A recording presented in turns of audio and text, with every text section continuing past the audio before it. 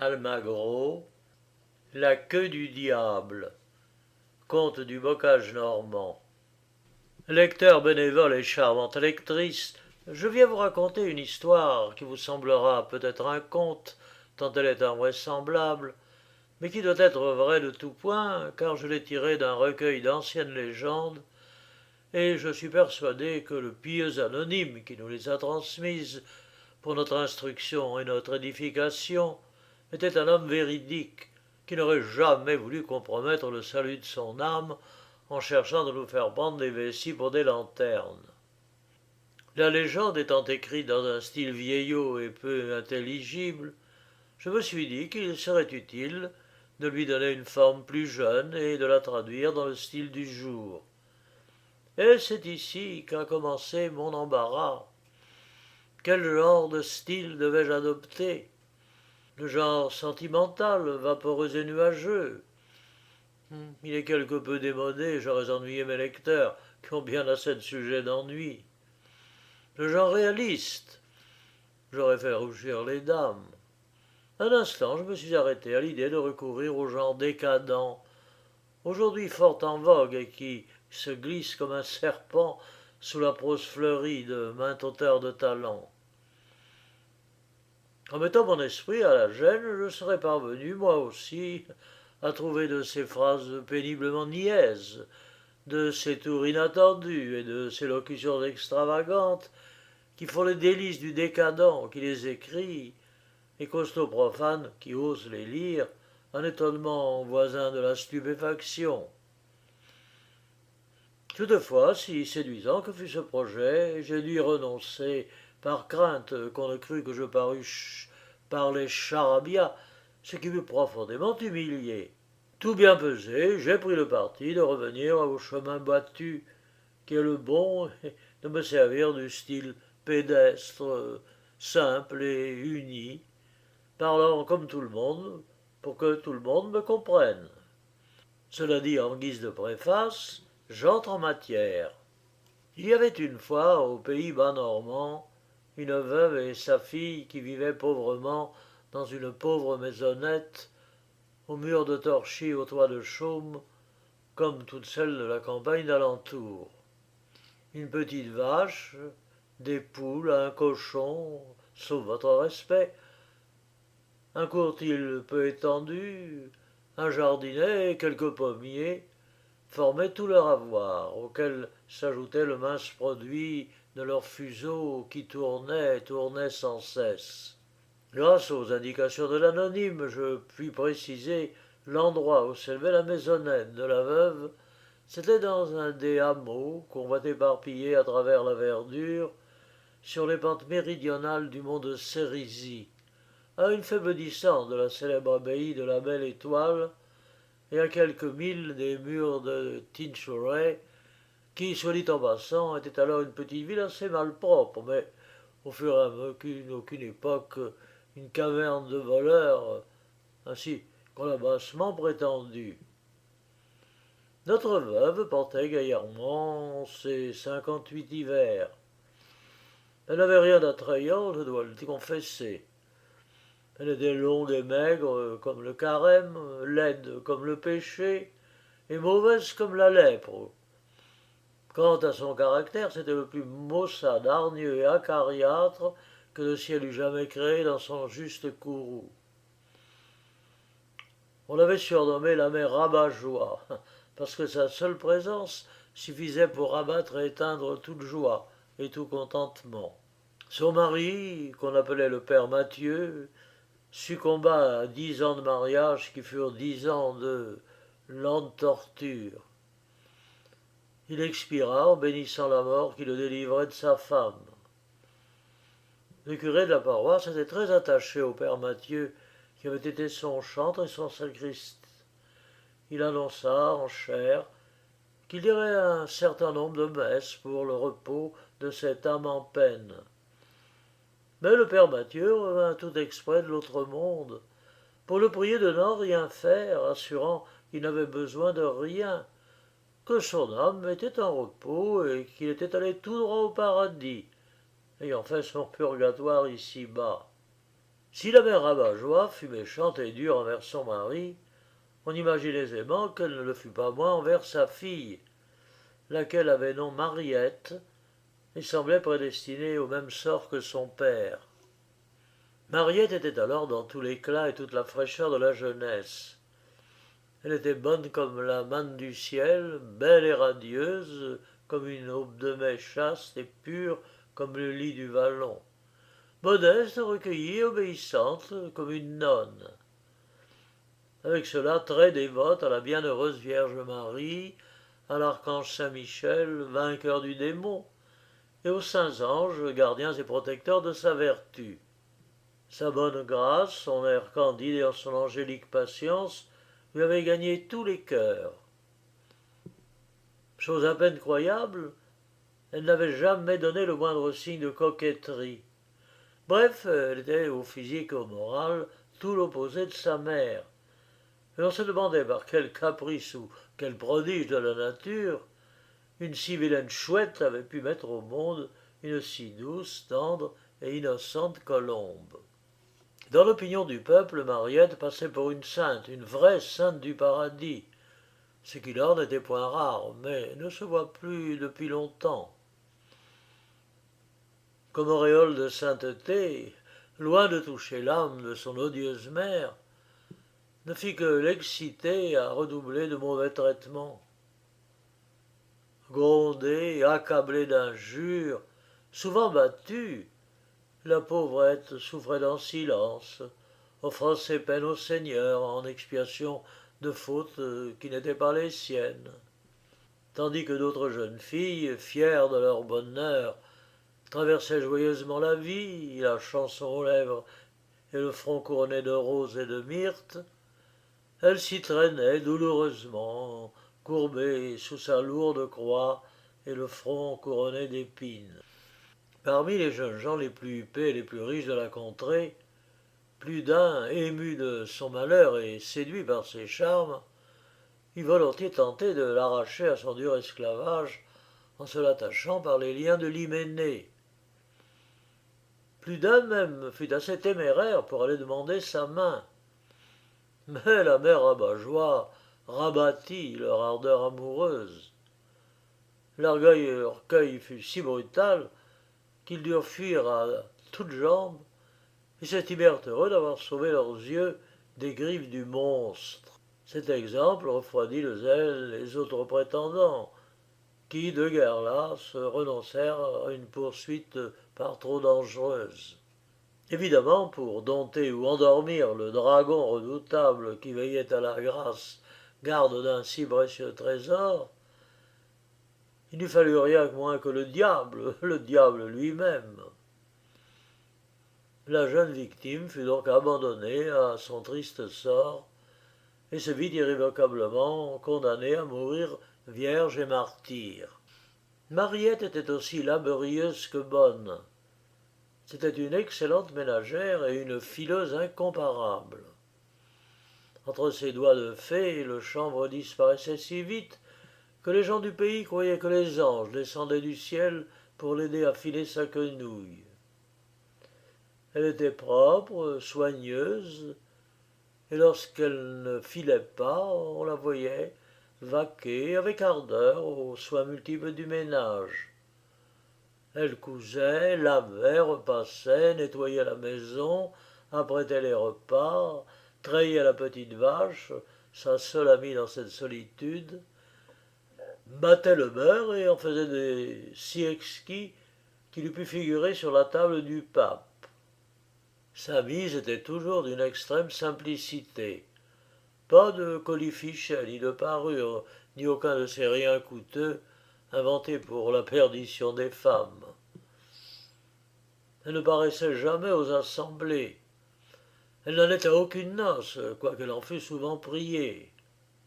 Sa seule sortie était pour se rendre à l'église, où elle priait avec une ferveur exemplaire. Notre siècle corrompu ignore hélas ces vertus simples et rustiques. La perversité des villes a envahi les campagnes et en a altéré les traditions et les mœurs.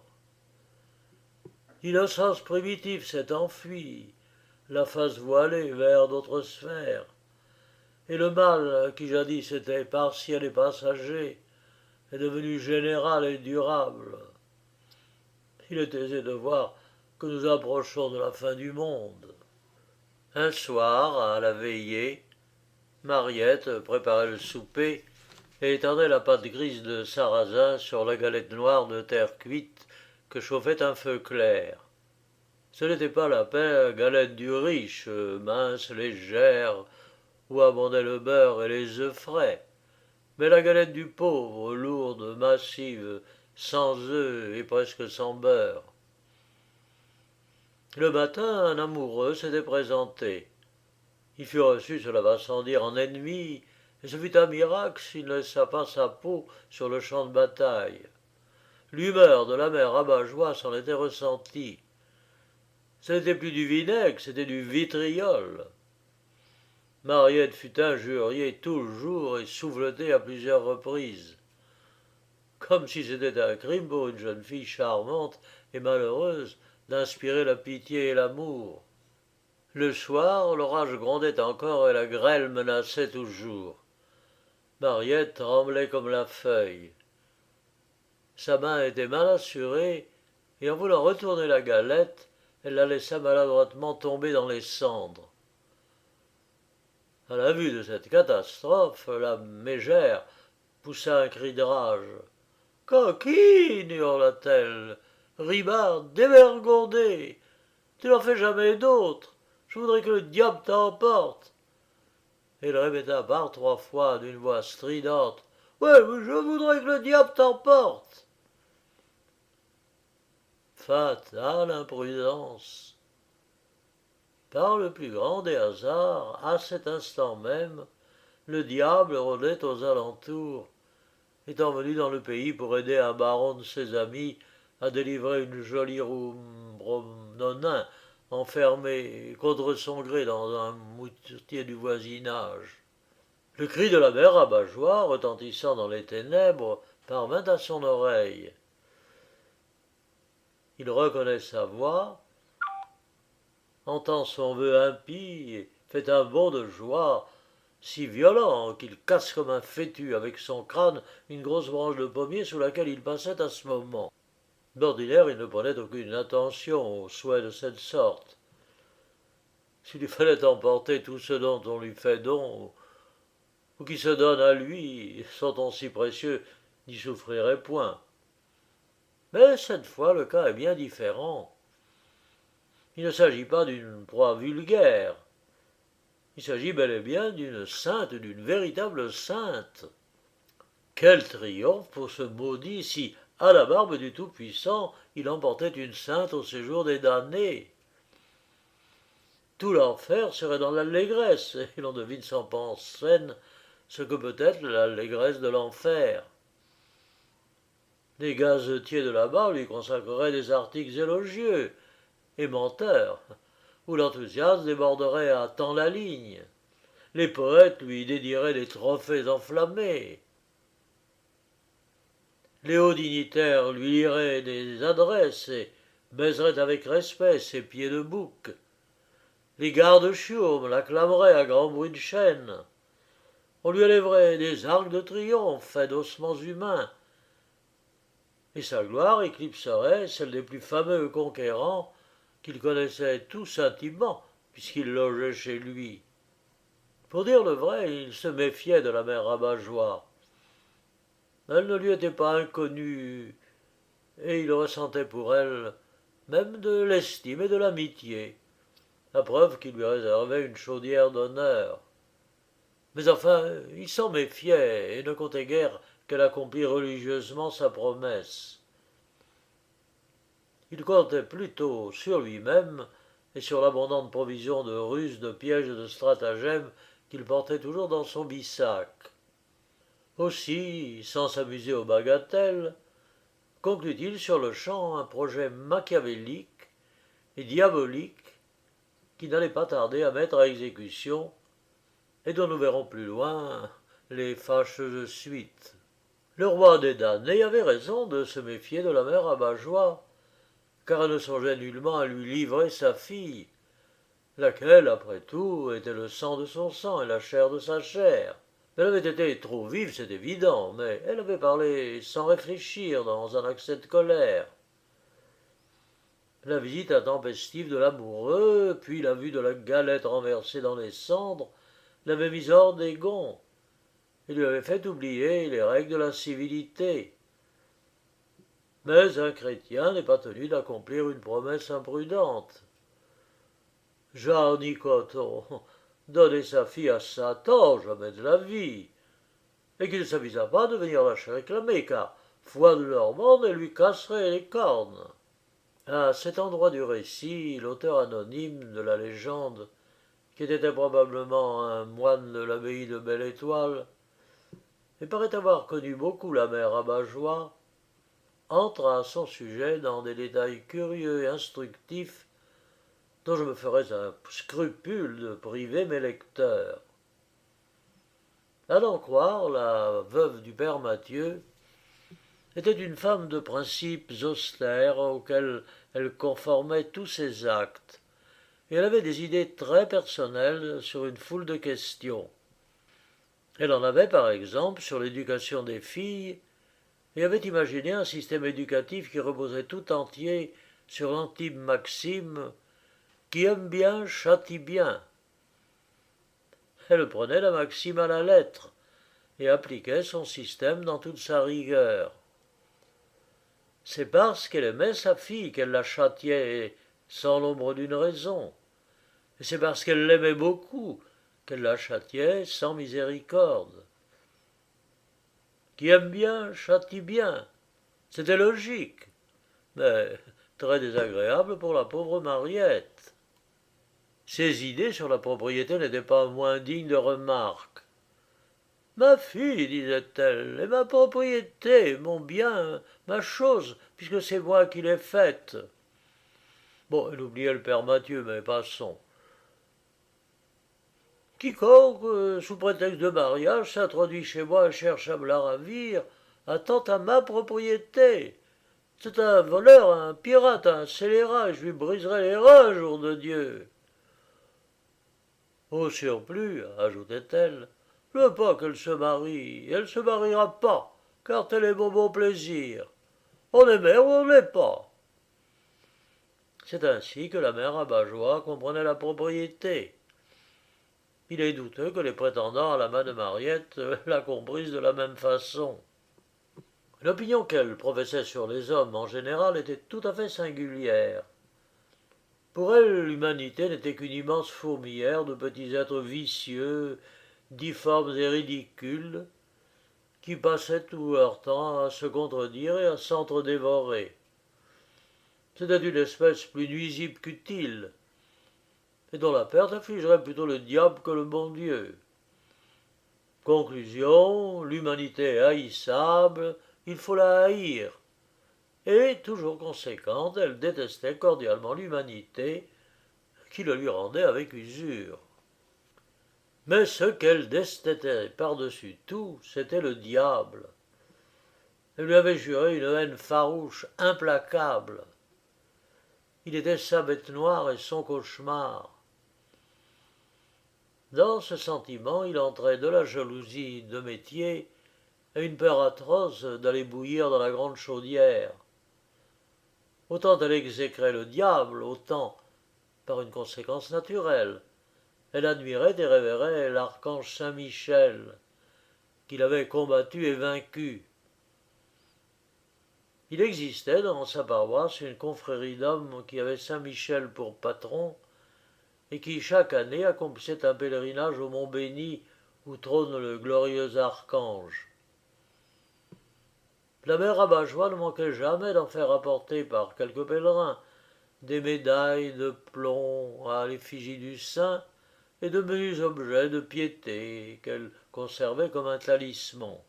Cette confrérie possédait sa chapelle dans l'église paroissiale, avec un autel spécial surmonté d'un groupe, œuvre d'un moine sculpteur de l'abbaye de la Belle-Étoile, et qui représentait saint Michel terrassant le démon. Rien de si noble, de si animé et de si harmonieux que ce groupe où le génie de l'homme, le religieux, avait mis comme un souffle de vie. Le guerrier céleste se dressait superbe, faisant flamboyer dans sa main l'épée vengeresse, tandis que l'Éternel révolté se tordait en rugissant sous son pied vainqueur. Des cierges brûlaient devant la sainte image, et la mère Rabat-Joie y avait toujours le sien. C'est là qu'elle venait faire ses dévotions accoutumées, profitant du moment où l'église était déserte, afin, disait-elle, d'avoir moins de distractions.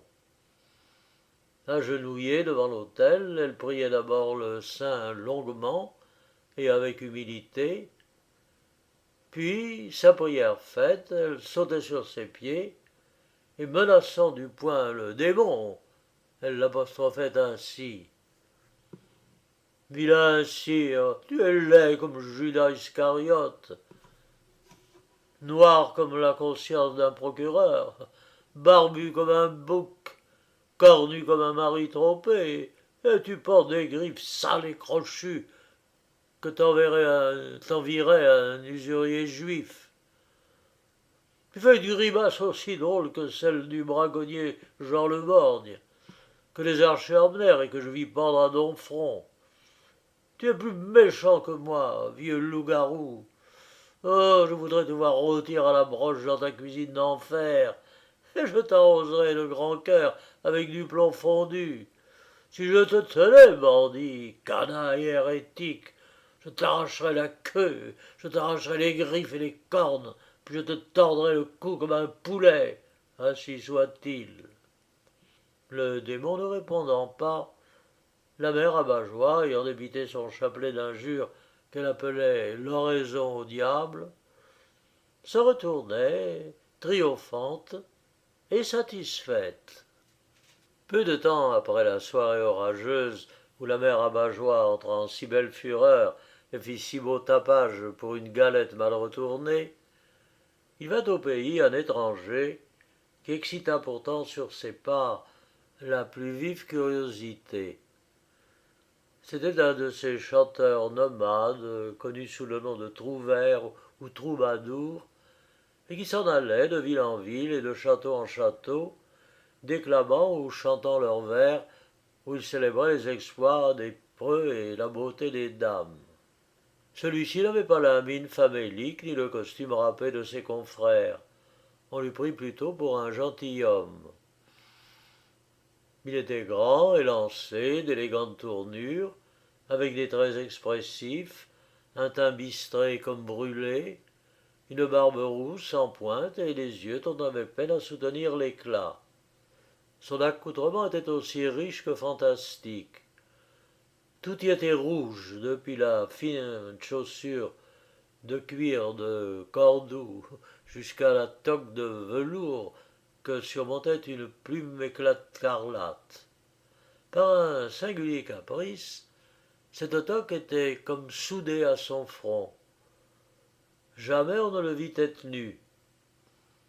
Il fut surnommé l'homme rouge, et lorsqu'il s'avançait d'un pas rapide et que le vent secouait les rouges plis de son manteau, on lui crut enveloppé de flammes.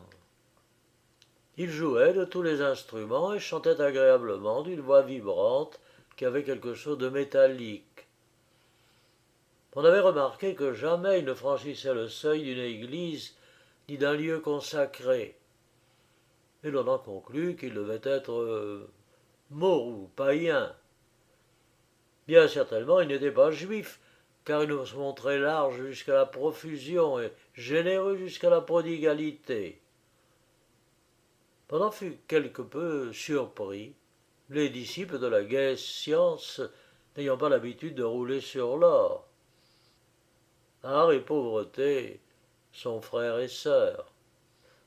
Du reste, quelle que fût la source de ses richesses, qu'elles vinssent du ciel ou de l'enfer, le fait est qu'elles lui attirèrent une grande considération et lui firent de nombreux amis.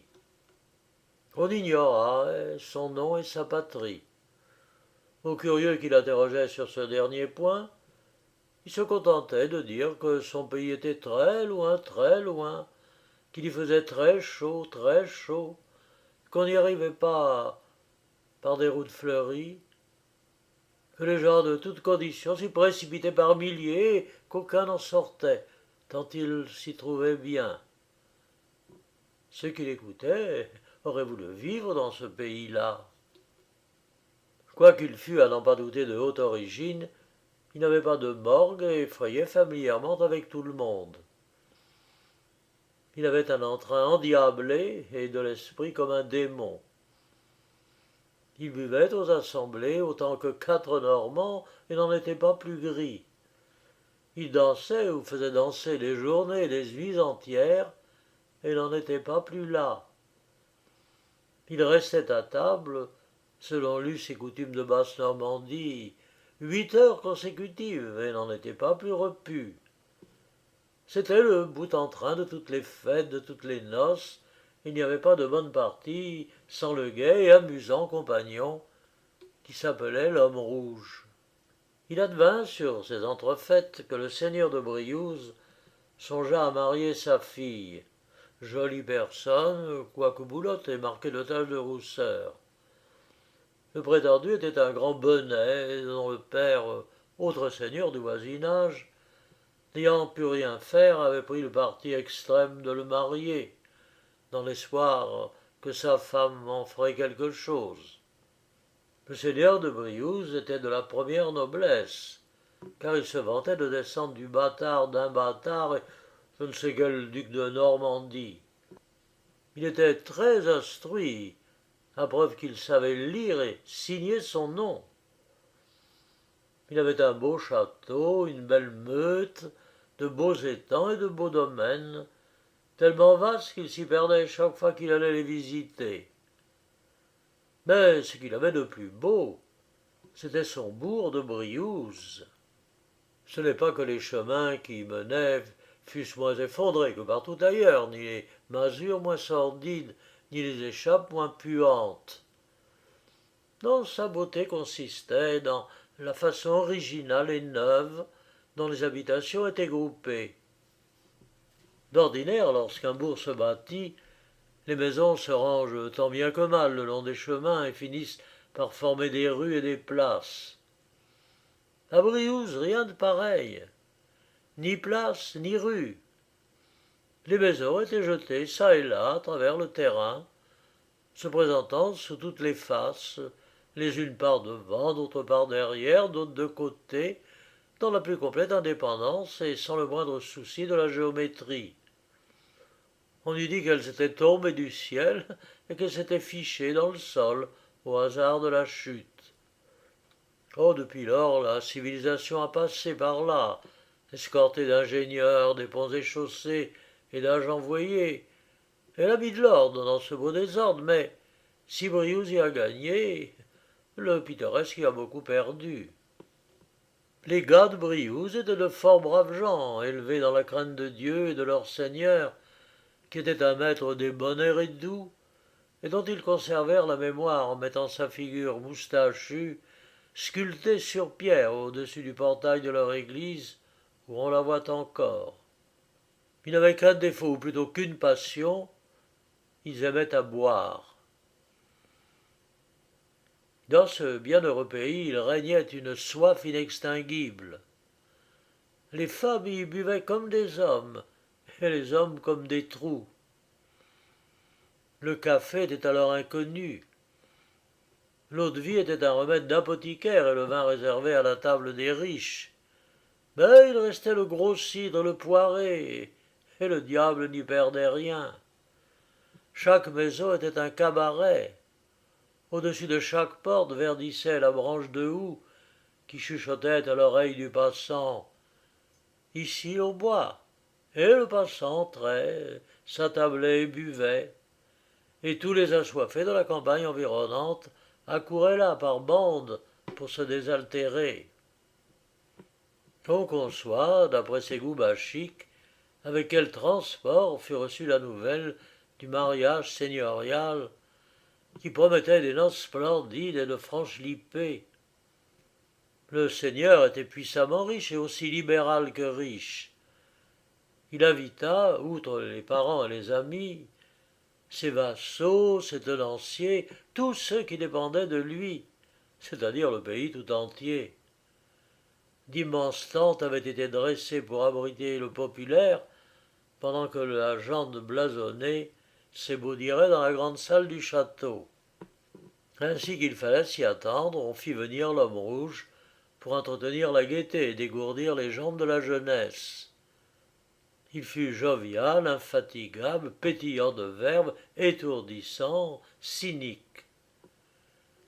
Il chanta devant les nobles invités une sorte d'épithalame émaillé de termes équivoques et de facéties plus que libres, qui faisait rougir la mariée et rire aux éclats son imbécile d'époux.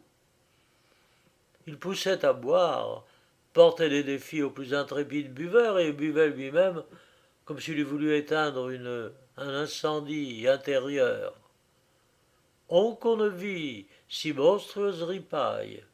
Elle dura 7 jours et 7 nuits, pendant lesquels on mangea des troupeaux et l'on but la récolte de cidre d'une année.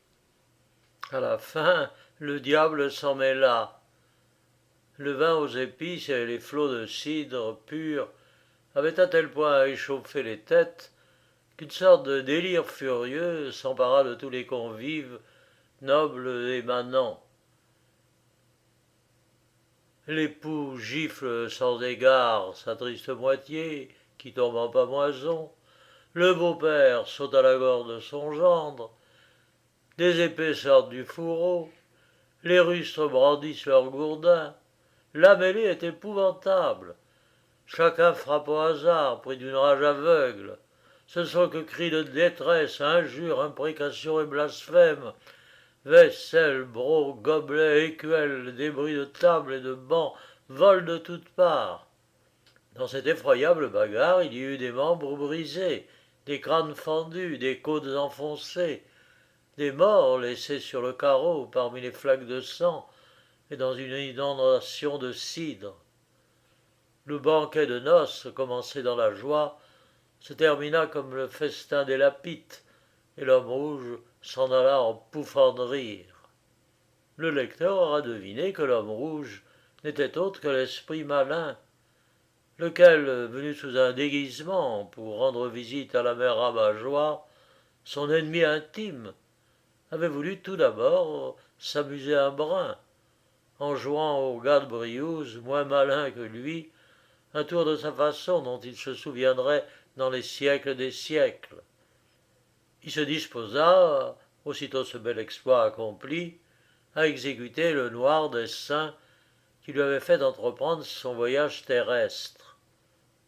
Son but était de s'introduire chez la mère Rabat-Joie sous prétexte de lui demander la main de sa fille, de gagner les bonnes grâces à force de bassesse, puis un beau jour d'emporter l'infortunée Mariette en laissant là sa respectable mère à laquelle il ne tenait pas. Le plan, comme on voit, était aussi simple qu'infâme et n'eût pas été indigne d'un baron de grand chemin. Malheureusement, pour l'auteur de cette trame infernale, la mère Rabat-Joie avait aussi son idée, qu'elle mûrissait dans l'ombre et le mystère. C'était une rusée commère, dissimulée comme pas une, et qui, en fait de rouerie, eût rendu des points à toute la robinaille de Domfront et au diable lui-même. Elle avait vu du premier coup, dévisagé et reconnu, et se tenait sur le qui-vive, prête à lui rendre embûche pour embûche. Un matin, l'homme rouge se présente chez elle, la bouche en cœur, sémillant, pomponné, mis à la dernière mode qu'il eût inventée, et inondé d'eau de senteur pour masquer certaine odeur sulfureuse qui se dégageait de sa personne.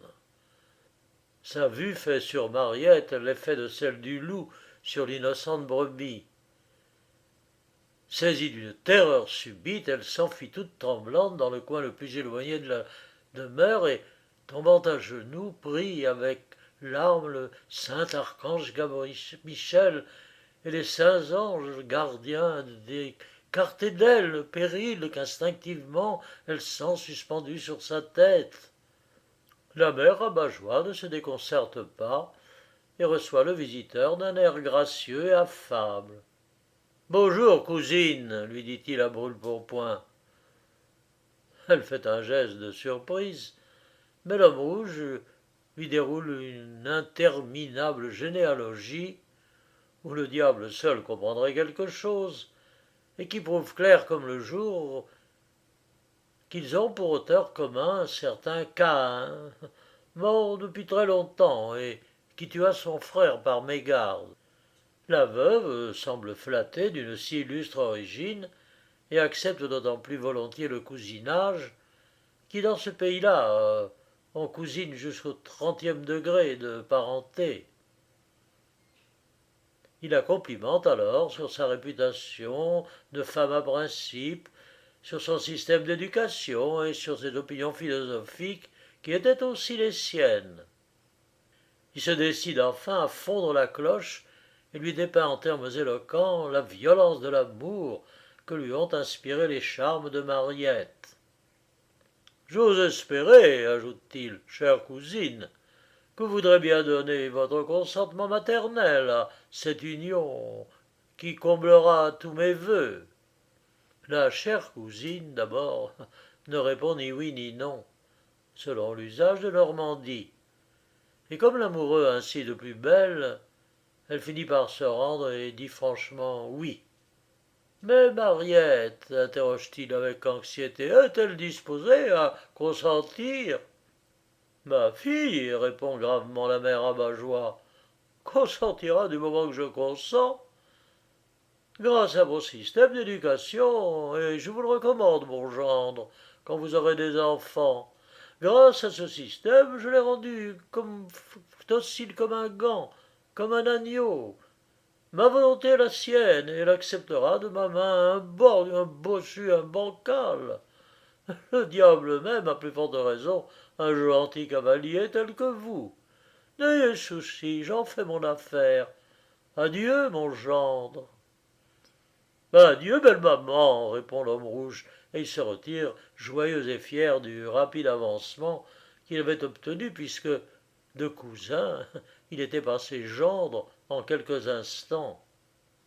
Le lendemain, le surlendemain, nouvelle visite, nouveaux compliments et nouvelle disparition de Mariette, qui s'évanouissait comme une ombre dès que l'homme rouge montrait son nez à l'horizon. Il en fut d'abord surpris, puis contrarié, et s'en ouvrit à la mère. Ma fille, dit-elle, est timide et farouche. Elle a été élevée dans les bons principes, et la vue d'un homme, surtout d'un bel homme tel que vous, alarme toujours sa pudeur. Mais n'ayez souci, je lui ferai la leçon. Revenez demain soir entre chien et loup, et je vous réponds qu'elle vous accueillera comme vous le méritez. Adieu, mon gendre. L'homme rouge s'en retourna en se frottant les mains, et résolut à profiter de l'occasion pour frapper le grand coup et s'emparer de sa proie. Le jour d'après, la mère Abat-Joie fut fort occupée à des préparatifs qui n'étaient pas ceux des fiançailles. Elle boucha avec soin la cheminée ainsi que toutes les ouvertures de l'unique pièce du rez-de-chaussée, ne laissant libre que la chatière pratiquée au bas de la porte. Dans l'angle le plus sombre était placé un vase plein d'eau bénite, où trempait un rameau de buis. Mariette avait un rôle à jouer dans le drame, rôle si effrayant qu'au premier mot de sa mère elle devint pâle comme la mort et faillit lui désobéir pour la première fois de sa vie. Il ne fallut rien moins, pour l'encourager et la décider, que le serment qu'elle lui fit sur le crucifix de lui permettre, en récompense de sa docilité, d'aller s'enfermer dans un cloître, ce qui était depuis longtemps son désir le plus ardent. À l'heure convenue, l'homme rouge, je veux dire le diable, arrive fringant et guilleret. La diablesse, je veux dire la mère Abat-Joie, se tenait sur le seuil aimable, souriante et empressée. Entrez, entrez, mon gendre, dit-elle, ma fille est prête à tout, vous n'aurez pas lieu de vous plaindre de son accueil. Il entre sans méfiance pendant que la mère Rabat-Joie, restée dehors, ferme derrière lui la porte à double tour. Mariette, debout dans un coin, le rameau de buis à la main, attend l'assaut, ferme et intrépide, car l'archange Saint-Michel la couvrait de son divin bouclier, et lui inspirait un courage au-dessus des forces de son sexe. Au moment où le diable fond sur elle, il est accueilli par une aspersion d'eau bénite qui retombe sur lui comme une pluie de métal en fusion. Il pousse un rugissement de douleur et de rage, recule effaré, voyant trop tard le piège où il est tombé, et cherche anxieusement une issue pour échapper à l'averse de feu dont l'inonde le rameau béni. Il court à la porte, elle est fermée à clé. Il vole aux fenêtres, elles sont barrées. Il s'élance vers la cheminée, elle est bouchée. Tout à coup, il aperçoit la chatière, se félicite de cet oubli providentiel et se croit sauvé. Il se fait tout petit, se pelotonne, passe comme un trait par l'étroite ouverture et tombe dans un sac que l'astucieuse commère y tenait étroitement collé au dehors. En un tour de main, le boucle du sac est lié, et voilà Messire Satan pris comme une souris dans une souricière. Pour plus de précaution, la mère Rabat-Joie enroule solidement tout autour une forte corde qui ôte tout mouvement au captif et ne lui laisse libre que la langue dont il se sert pour menacer, jurer, sacrer, blasphémer. Elle ne s'en émeut guère et le regarde d'un air de mépris triomphant.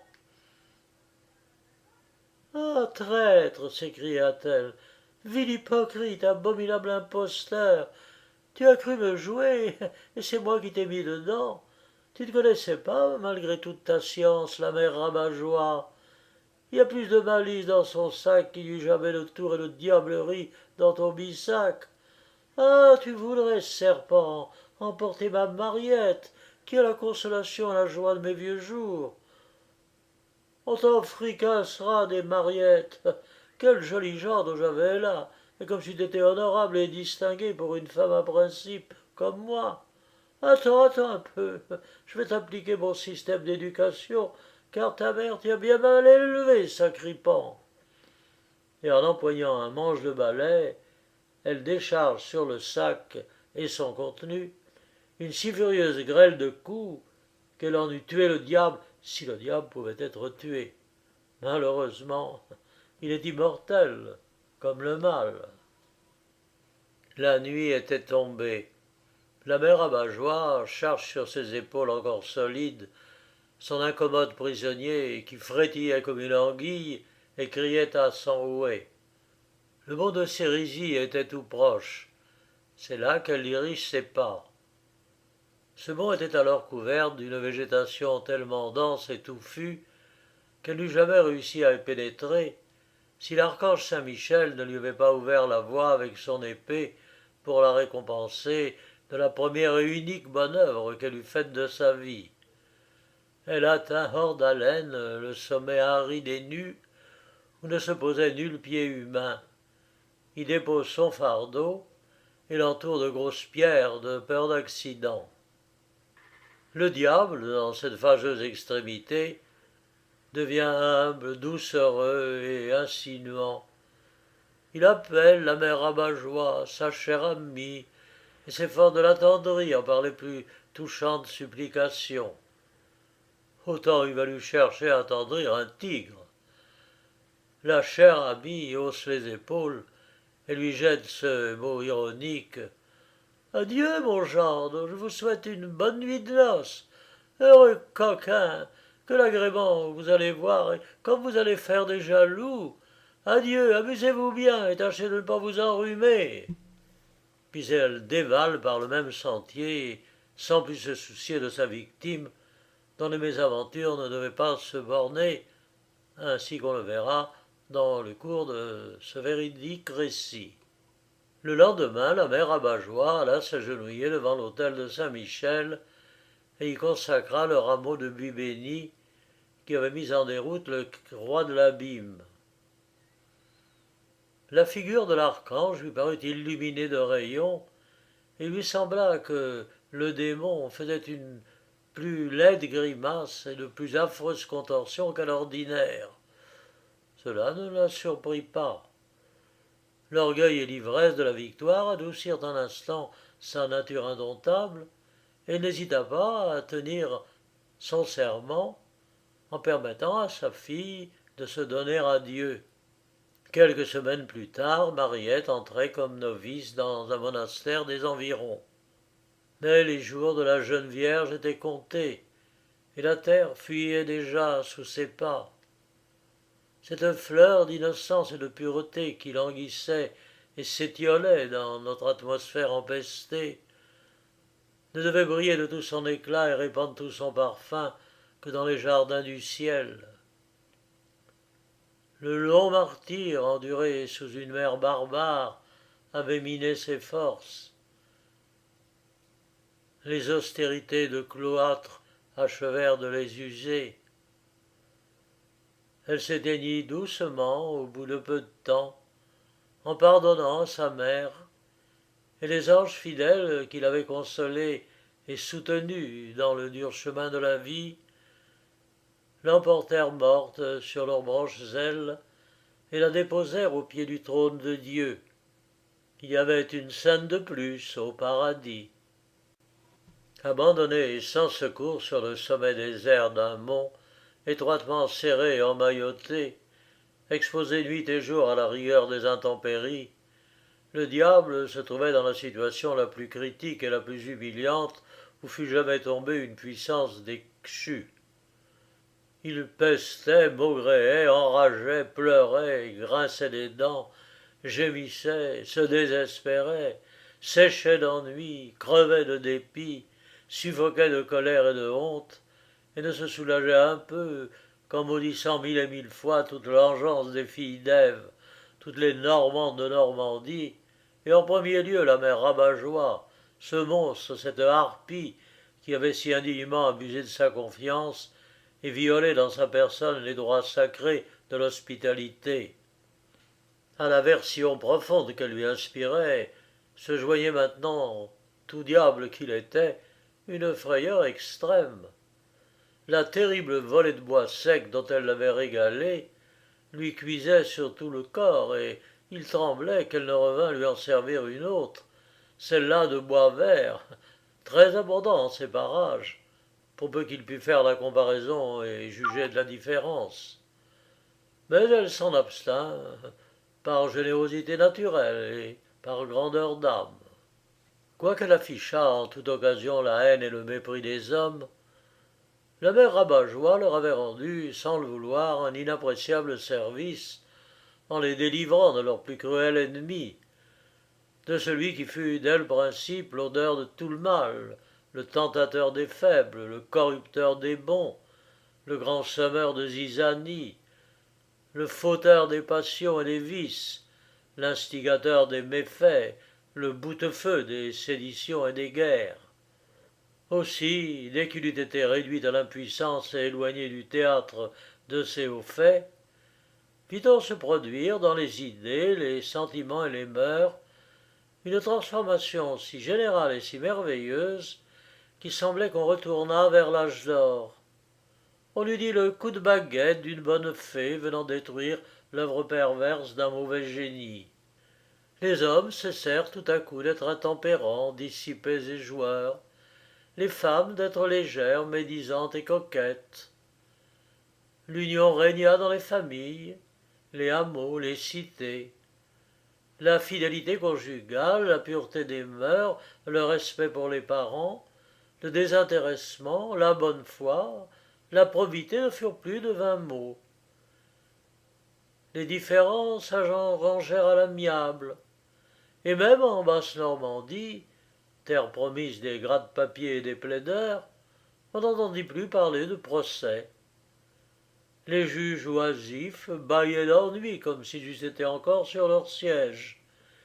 Les avocats, condamnés au silence, se firent chartreux, et tous les suppôts de la chicane accomplirent des œuvres pies en expiation de leurs péchés. Plus de crimes, de vols, de guet-apens, de brigandages, de gens de guerre, de tyrannie féodale, de révoltes de serfs poussés à bout. Tout au plus, de loin en loin, quelques larcins commis par inadvertance, ou quelques coups portés dans les ténèbres, sans intention de nuire. À Domfront, ville de malheur pour ceux qu'on menait pendre, car on leur accordait à peine une heure pour se lester l'estomac avant d'entreprendre le grand voyage. À Domfront, dis-je, la potence devint un ornement inutile, et les corbeaux des clochers et des tours y cherchèrent vainement leur pâture accoutumée. Le bourreau de Domfront, dont j'ai oublié le nom, était un homme doux, serviable, de joyeuse humeur et ami de la plaisanterie. Il se disait maître de danse parce qu'il apprenait à ses clients à danser sous la corde dans la perfection. Il prétendait que sa potence l'emportait sur tous les pommiers et poiriers du bocage parce que ceux-ci ne donnaient des fruits qu'en automne, tandis que l'arbre de justice emportait de très mûrs en toute saison. Quand la besogne lui fit complètement défaut, ce brave homme perdit sa gaieté et tomba dans la plus noire mélancolie. Il eût pu vivre honnêtement du métier de rebouteux, où il était très habile, mais il aimait passionnément son art, il regrettait ses chairs pendues, et son désespoir fut tel qu'il se pendit lui-même. De même que les pendards manquèrent au gibet, et de même aussi les prétextes de guerre manquèrent à l'ambition des princes. Il soufflait de toutes parts comme une brise tiède de pacification et de concorde. Les épées rentrèrent au fourreau, et les mains désarmées s'unirent dans une fraternelle étreinte. Les conquérants cessèrent de ravager et d'ensanglanter la terre, et la terre cessa de célébrer les exploits et la gloire des conquérants. Plus de tueries héroïques, de villes réduites en cendres, de troupeaux humains emmenés en servitude, plus de soldatesques effrénés, se ruant comme une horde de démons sur les populations inoffensives. On fut alors témoin d'un événement unique dans l'histoire, le règne trop court, hélas, de la paix universelle. Ce beau rêve, qui ne prit corps que cette fois-là, a été depuis le thème de bien des discours, le sujet de bien des discussions, et il s'est trouvé récemment des esprits généreux et candides pour tenter d'en faire une réalité. Rien assurément n'est plus digne d'encouragement et d'éloge. Mais tout en rendant hommage aux efforts et aux intentions de ces philanthropes émérites, je me permettrai de leur dire qu'ils n'atteindront jamais leur but par les moyens dérisoires et puérils qu'ils préconisent. Il n'y a, d'après mes faibles lumières, qu'un moyen pratique et sûr d'y parvenir, c'est celui qui fut imaginé par la mère Rabat-Joie et qu'elle sut appliquer avec autant d'à-propos que de succès. Le diable étant en effet l'éternel perturbateur de la paix entre les hommes, il importe avant tout, si l'on veut obtenir une paix durable, de le mettre dans l'impossibilité de la troubler. Je conseillerais donc aux vénérables apôtres de la paix universelle et perpétuelle, au lieu de s'attarder à des minuties, d'aborder la difficulté de front, de prendre le diable par les cornes, de le former dans un sac et de l'y tenir dans une rigoureuse captivité. Mais surtout qu'il veille à ne pas le laisser échapper, car il recommencerait à faire des siennes, et ce serait peut-être pis qu'auparavant. L'heureuse métamorphose qui s'était opérée dans les conditions morales de l'humanité ne pouvait manquer de causer un juste étonnement et de mettre en éveil la curiosité publique. Tout le monde, en effet, fut frappé d'un changement si subit et si en dehors du cours naturel des choses, et chacun, à l'envi, tendait son esprit et aiguisait ses facultés pour tâcher de pénétrer la cause de ce phénomène psychologique. Mais ce fut en vain. On eut beau hasarder des conjectures, former des hypothèses, on ne trouva aucune solution satisfaisante, et il fallut jeter sa langue au chien. Afin de sortir d'embarras, on alla consulter les sophistes, gens très ferrés sur la métaphysique, et qui dissertaient à ravir sur les effets et les causes. Les sophistes pérorèrent 12 heures de suite sans reprendre haleine, parlèrent grec, latin et bas normand, augmentèrent en dari, en barocco et en baraliptum, remirent une montagne de textes, citèrent Aristote, Platon, Averroès, Tertullien, Moïse, Hésiode, David et la Sibylle, l'écriture et les pères, la loi et les prophètes. Pour finir, car tout a une fin, même les divagations d'un sophiste, il faut dire des explications tellement obscures, confuses, embrouillées, enchevêtrées, biscornues, stupéfiantes et abracadabrantes, que les auditeurs se sauvèrent à moitié idiots en se bouchant les oreilles. Il fut déclaré par sentence rendue dans les formes que les sophistes étaient des ânes bâtés, bons à porter les sacs au moulin, et qu'ils recevraient chacun une botte de foin à titre d'honoraire. Après quoi l'on décida de s'adresser aux sorcières, personnes tenues en très haute considération, car elles passaient aux yeux du vulgaire pour savoir beaucoup plus que les sophistes, et un peu moins que le diable, qui avait été leur maître d'école. Les sorcières, s'étant fait payer d'avance en bonne monnaie, ayant cours, se mettent vivement à la besogne. Elles rôtissent force balais, éventrent force crapauds, font cueillir au clair de lune les herbes mystérieuses et des os de mort dont elles composent une étrange salade, marmottent des paroles cabalistiques et célèbrent les cérémonies bizarres pour lesquelles elles se font livrer une quantité fabuleuse de poules noires qu'elles mangent de fort bon appétit. Malheureusement pour ces filles d'enfer, elles avaient compté sur le diable pour les inspirer et leur dicter une réponse. Et le diable étant empêché, comme on sait, elles ne firent que balbutier, bredouiller, ânonner, bafouiller, et restèrent honteusement à court. Convaincues de supercherie, de mensonge et d'imposture, elles furent rudement fessées, mais on leur fit grâce du fagot, ce qui était un signe non équivoque de l'adoucissement des mœurs. Après ce double échec, on fit partir des messagers pour aller interroger un vieil astrologue qui habitait près de Tinchebray, une vieille tour en ruine en compagnie des chat-huants et des chauves-souris. C'était l'homme le plus savant de ce temps-là, et sa réputation était européenne, car elle s'étendait jusqu'à Falaise. L'astrologue, ayant caressé sa longue barbe blanche, commence par observer longuement les espaces célestes.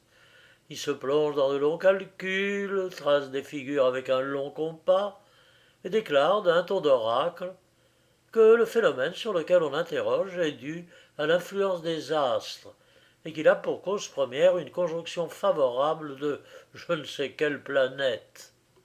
Cette réponse est pour les messagers comme un trait de lumière. Ils demeurent en extase devant une science si profonde. Puis chacun s'en va répétant « Oh, il a raison, ça doit être l'influence des astres.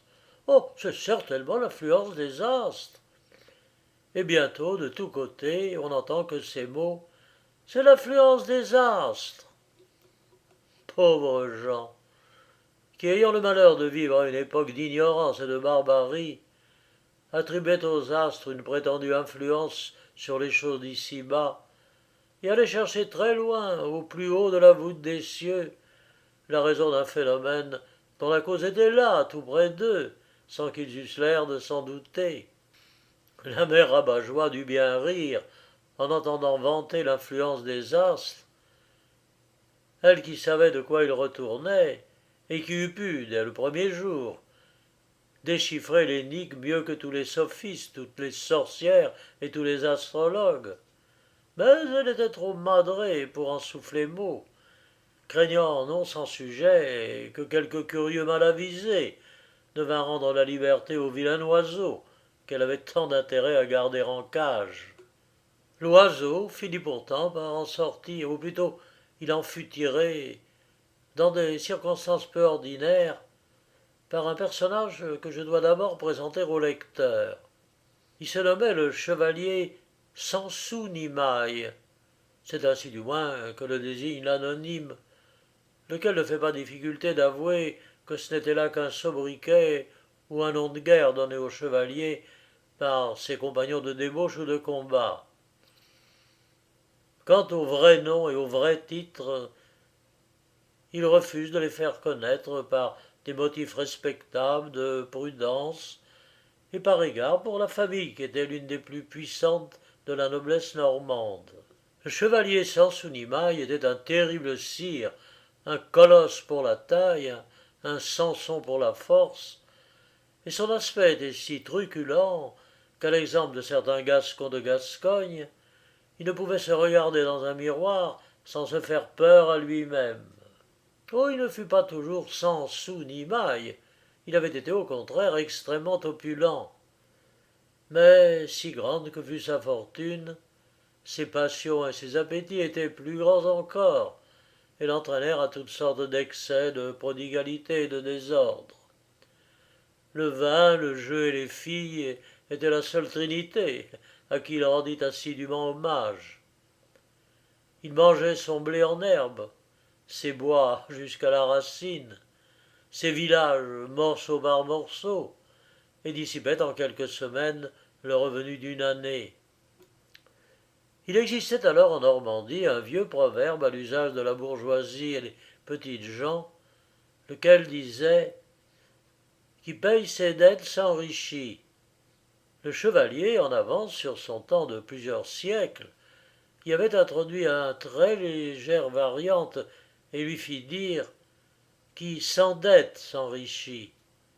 Oh, c'était presque la même chose, mais c'était tout le contraire.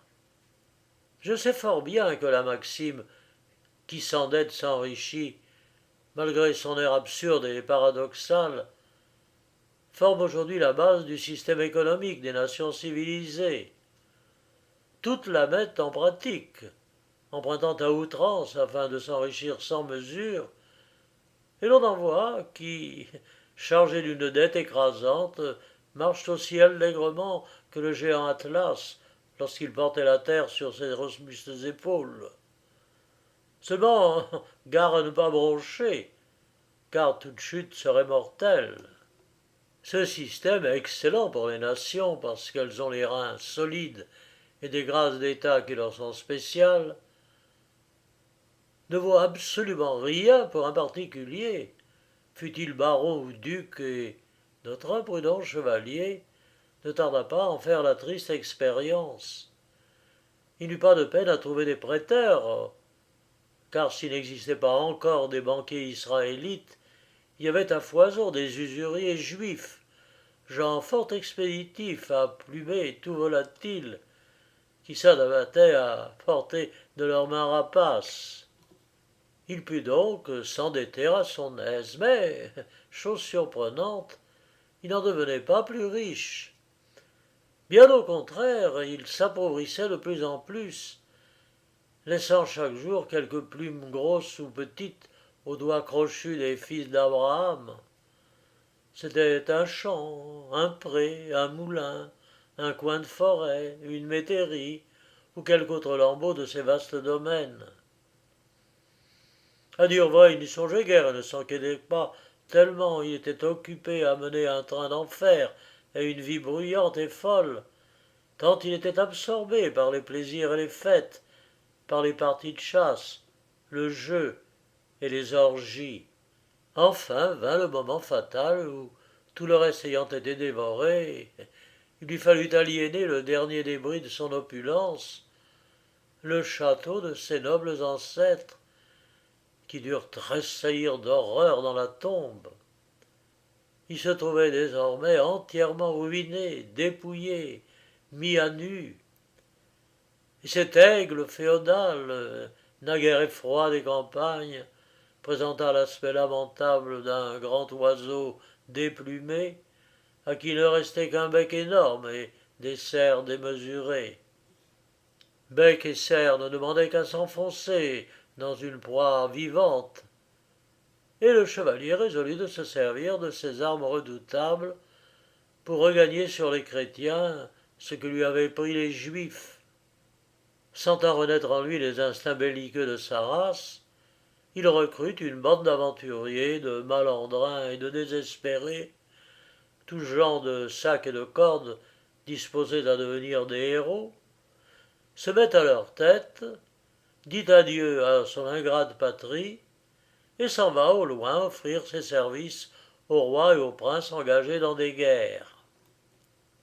Aux combats et aux assauts, il déploie une bravoure extraordinaire, toujours le premier à l'attaque, toujours le premier sur la crête du mur assailli.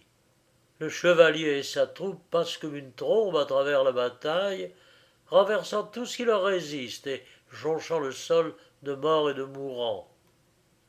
Après la victoire, le butin. Malheur aux populations qui se trouvent sur le passage de la bande infernale.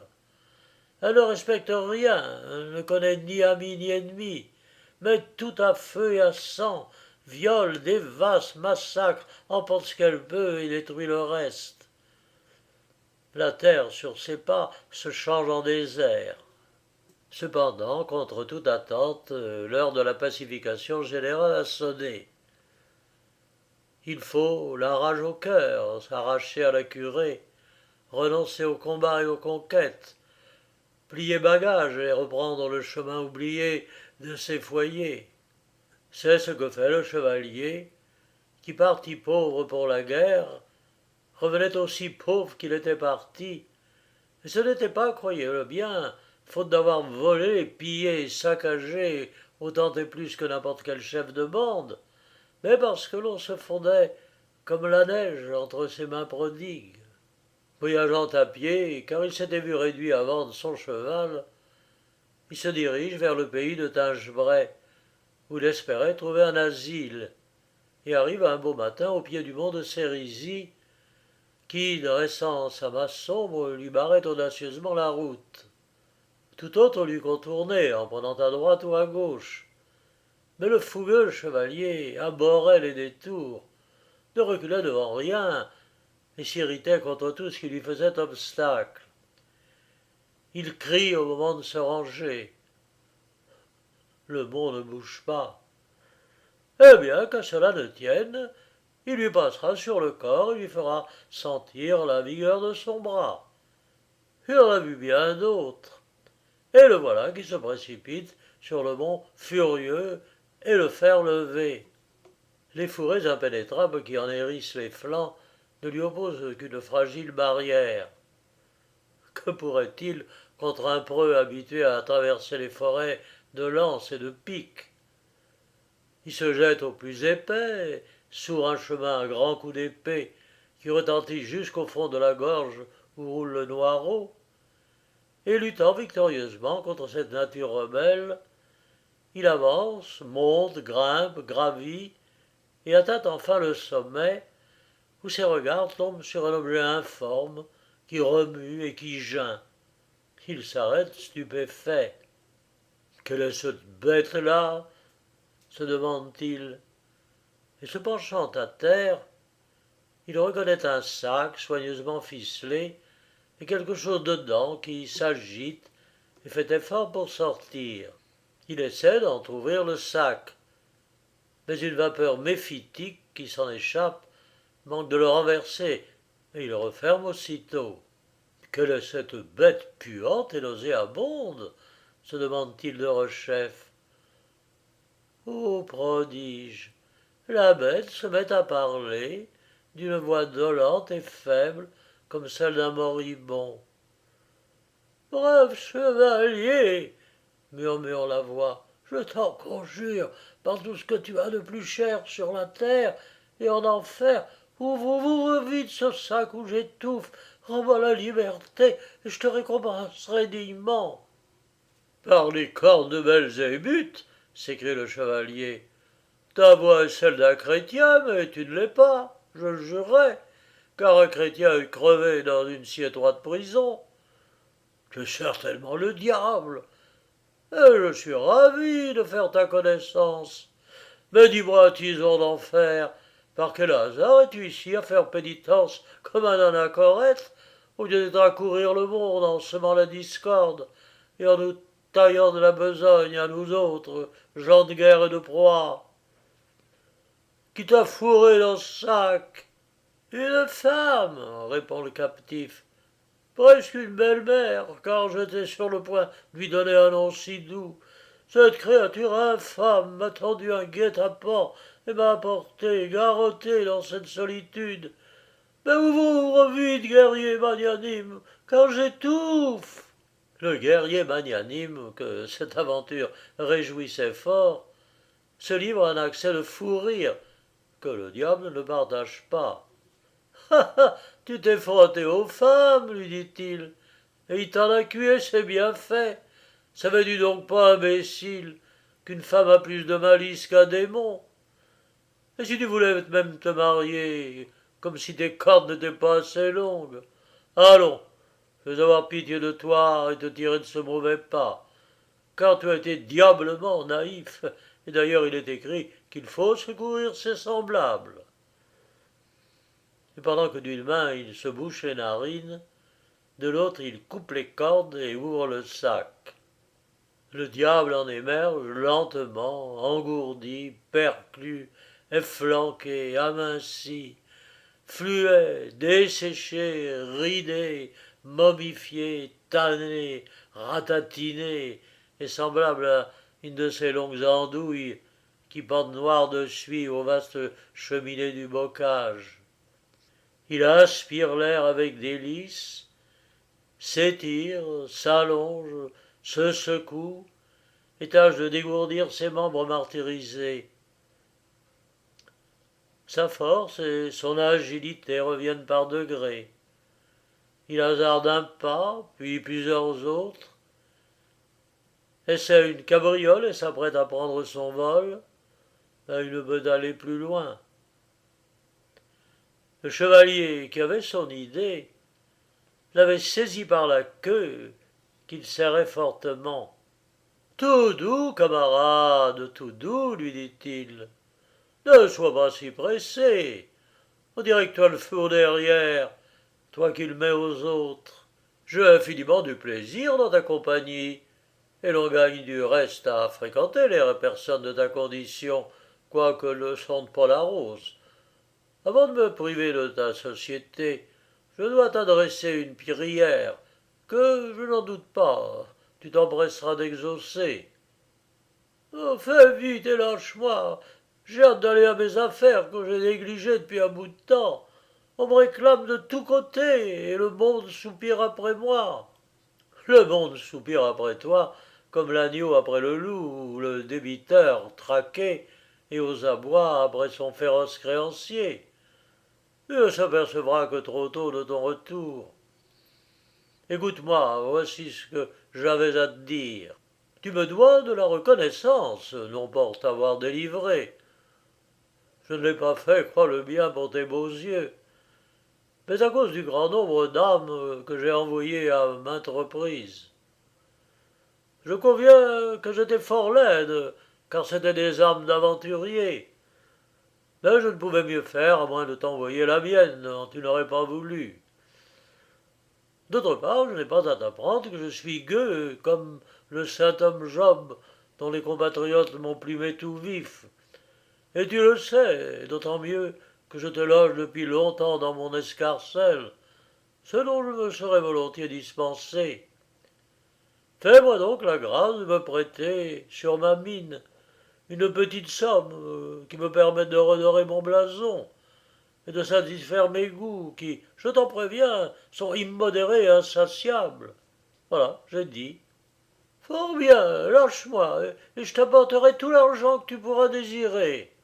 Nani, nani. Nous sommes Normands, Normandie. Je veux dire méfiants et soupçonneux. Nous pratiquons le sage proverbe, mieux vaut tenir que courir. Et puisque je te tiens par le bon endroit, et que j'ai pas envie de courir après toi, ce qui serait courir après le vent, je te lâcherai que quand tu auras lâché la petite somme que je t'implore de ta générosité. Mais que veux-tu que je te donne, bourreau? Tu le vois, je n'ai rien. J'ai eu des malheurs, j'ai éprouvé de grosses pertes d'argent. Le percement du Panama infernal a percé et vidé ma bourse. Elle est restée aussi plate que si tous les juifs de l'enfer y avaient passé. Regarde-moi, j'ai l'air d'un Crésus. Je suis qu'un pauvre diable, sans sou ni maille, comme toi. Oh, un autre, avec tes jérémiades, faux indigents. Je n'en croirais pas un traître mot, car tu es le père du mensonge et tu mens par la gorge comme un chevalier félon. Tu dois avoir un magot quelque part, et tant que tu ne l'auras pas déposé tout entier entre mes mains loyales, je m'attacherai à ta queue et te lâcherai pas d'une semelle. Le dialogue se poursuit sur ce ton et menace de s'éterniser. L'un exige avec arrogance, l'autre refuse avec opiniâtreté. C'est à qui n'en débordera pas, à qui montrera plus d'obstination. Jamais breton bretonnant ou mulet d'Auvergne ne fit preuve d'un entêtement pareil. Là, enfin, de piétiner sur place, ils se mettent en route, sans but déterminé, le diable faisant des efforts inouïs pour se dégager, et le chevalier marchant sur les talons, la queue du prisonnier serrée dans sa main comme dans un étau, et lui caressant de temps à autre l'échine à coups de plat d'épée, qui seul avait le don de le ramener au calme convenable à sa situation. Le chevalier avait un poignet de fer. Il eût arrêté instantanément une meule de moulin ou un attelage de 6 chevaux. Et d'ailleurs, rien ne double les forces et l'énergie d'un homme comme le manque d'argent et le besoin impérieux de s'en procurer. Le diable ne put jamais lui faire lâcher prise, et il fallait que sa queue fût solide comme un câble pour ne s'être pas rompue 10 fois sous les violentes secousses qu'elle eut à supporter. Tous deux errent ainsi longtemps à l'aventure. Ils vont en amont, en aval, à droite, à gauche, en avant, en arrière, décrivent des courbes, des zigzags, franchissent des rivières, traversent les hameaux et les bourgs, tandis que les bons villageois se mettent curieusement aux portes, ou interrompent leurs travaux champêtres et regardent passer, tout ébahis, le prince des ténèbres, respectueusement suivi de son fidèle caudataire. Si l'on s'en rapporte à la tradition, c'est pendant cette pérégrination fantastique que le malin esprit creusa par vengeance et malice les innombrables fossés qui, dans ce pays-là, usurpaient le nom de chemin et qui, fangeux dans toute saison et presque impraticables, ont fait damner durant des siècles charretiers et piétons. Quoiqu'il fût parti avec la ferme volonté de ne pas céder, le diable éprouva en route divers accidents qui ébranlèrent sérieusement sa résolution. À l'Andigou, il faillit se casser le cou. À l'Andissac, il perdit son bissac. À la lande patrie, il le retrouvit. À Clairefougère, il chut sur le derrière. À Craménil, il chut sur le nombril. À Mille-Savates, il s'écorchit les pattes. À Sainte-Honorine, il faisait piteuse mine. À Échaloux, il était à bout. Enfin, à Moincy, il cria merci. Il était temps, car la queue, si dure, fibreuse et coriace qu'elle fût, menaçait de se détacher à force d'être secouée et tiraillée en tous sens. Et que serait devenu son prestige s'il avait eu le malheur de la perdre? Se figure-t-on un diable sans queue? On l'eût partout montré au doigt. Il eût été honni, déshonoré, exclu de la bonne société, livré à la risée publique. Il n'aurait eu d'autre ressource que d'abdiquer et de se faire ermite, quoiqu'il se sentît encore trop jeune pour cela.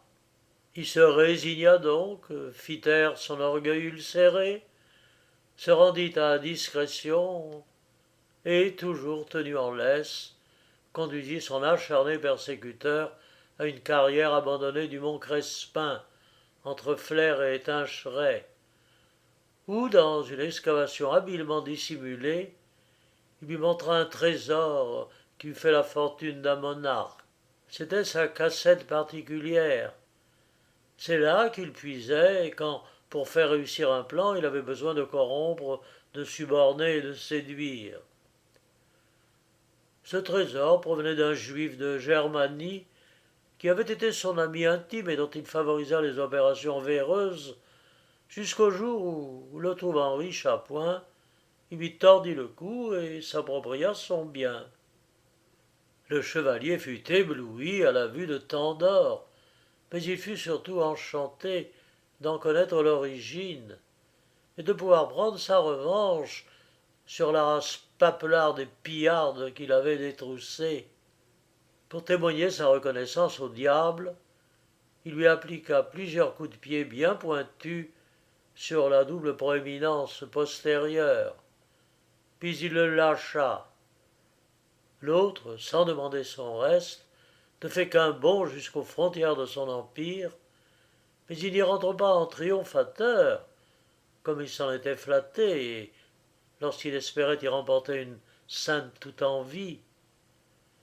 Berné et battu par la mère rabat-joie, battu et dévalisé par le chevalier sans sou ni maille, il s'y glisse tout penaud, l'oreille basse et la queue entre les jambes, et ça va soigner son royal appendice meurtri et disloqué, ce qui donne encore quelque répit aux humains. Son retour dans le monde fut signalé par un coup d'État qui mit fin au règne éphémère du bien et restaura l'empire antique du mal. Le vice reparut. Les instincts pervers se réveillèrent. L'ambition gronda de nouveau et la discorde ralluma ses torches. Les désordres, les révolutions et les guerres reprirent de plus belle et se déchaînèrent avec une fureur croissante. Ces fléaux n'ont cessé depuis lors de désoler la terre, et ne disparaîtront que le jour, très éloigné je pense, où les apôtres de la paix universelle auront trouvé le secret de nous ramener l'universelle concorde, qui fait universellement défaut dans ce pauvre univers. Le chevalier se disposait à recommencer sa vie de scandale, lorsqu'il fut tout à coup éclairé par un rayon de la grâce divine. Il se convertit et renonça à la voie de perdition pour entrer dans celle de la pénitence et du salut. Les prières d'une sainte qui du haut du ciel veillait sur ceux qui, même par des moyens peu corrects, combattaient l'esprit des ténèbres, contribuèrent beaucoup à cette conversion qui fit grand bruit dans toute la chrétienté et fut mise au nombre des miracles.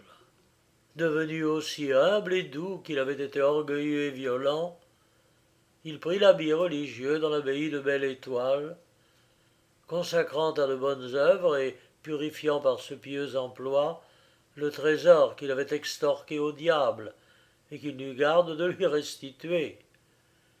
Il fit d'importantes donations à cette abbaye et de riches présents au monastère du Mont-Saint-Michel.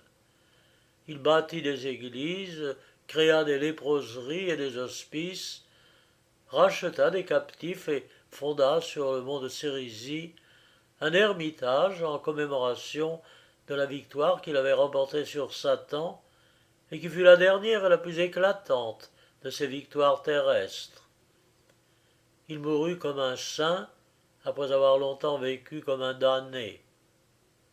Si les prières de Mariette furent assez puissantes pour obtenir la conversion du chevalier, elles n'eurent pas le même effet sur sa mère, dont la méchanceté, défiant la grâce et les miracles, augmentait à mesure qu'elle avançait en âge, et qui de diablesse aux trois quarts devient diablesse tout à fait. Aussi, lorsqu'elle délivra le monde de sa présence, s'en alla-t-elle tout droit vers l'enfer, seul endroit digne de lui offrir un gîte. Mais Satan, instruit de son approche, fut saisi d'une telle épouvante qu'il fit fermer et barrer à la hâte toutes les portes de l'infernal séjour. La mère rabat-joie se trouva dans le plus grave embarras. Aller au ciel, oh, il n'y fallait pas songer. Elle en eût fait un enfer, et d'ailleurs le portier Saint-Pierre lui en interdisait sévèrement le seuil. Retourner sur la terre, cela présentait des difficultés. Elle prit donc le seul parti qui restait à prendre. Elle se réfugia dans le purgatoire. La façon dont le chevalier Sansonimaille gagna un trésor en s'attachant dans la queue du diable fut d'un exemple pernicieux, car elle suscita et suscite encore une foule d'imitateurs. Tous les besogneux, les gens criblés de dettes, les commerçants dans la détresse, les spéculateurs ruinés, les joueurs malheureux, les auteurs crottés, les viveurs sans le sou, les ménages dans la gêne, tous ceux en un mot que tourmente le mal d'argent, et ils se nomment légion, se sont accrochés désespérément à cette queue mirifique, dans la persuasion qu'elle les tirerait de misère et les mènerait à la fortune. Aucun n'a découvert le moindre trésor. Tous, au contraire, ont peiné comme des galériens, sué, ahané, reçu force ruades et coups de corne. Mais, en dépit des déceptions et des déconvenues, ils y reviennent sans cesse, comme les mouches au gâteau de miel. Tellement est puissant et tenace l'espoir de trouver de l'argent chez ceux qui en sont dépourvus. Et maintenant, comme à toute histoire qu'ont tous légende, il faut une moralité. Eh bien, j'énoncerai la mienne sous la forme d'un conseil amical à l'adresse de ceux qui auront eu la bonté de me lire et la patience d'aller jusqu'au bout. Soyez, leur dirais-je, économes, sobres et prévoyants. Ménagez vos ressources, mesurez vos dépenses à vos moyens. Ne cédez pas aux entraînements du jeu. Fuyez les cafés, brasseries, estaminets et autres lieux de dissipation et de buverie, où s'engloutit tant d'argent péniblement gagné. Tenez-vous en garde contre les coupeurs de bourse qui vous guettent au coin d'une réclame alléchante ou d'un prospectus insidieux. Ne risquez pas votre faible nacelle sur cette mer perfide de la finance, toute peuplée d'écueils, de requins et de forbans. Ne souffrez pas que vos fils compromettent votre fortune par leur folie, que vos femmes et vos filles vous ruinent en parures frivoles et en toilettes extravagantes. Faites enfin tout au monde, pour ne pas être réduit à la tâche ingrate, fatigante, écœurante, et en somme inutile, de tirer le diable par la queue.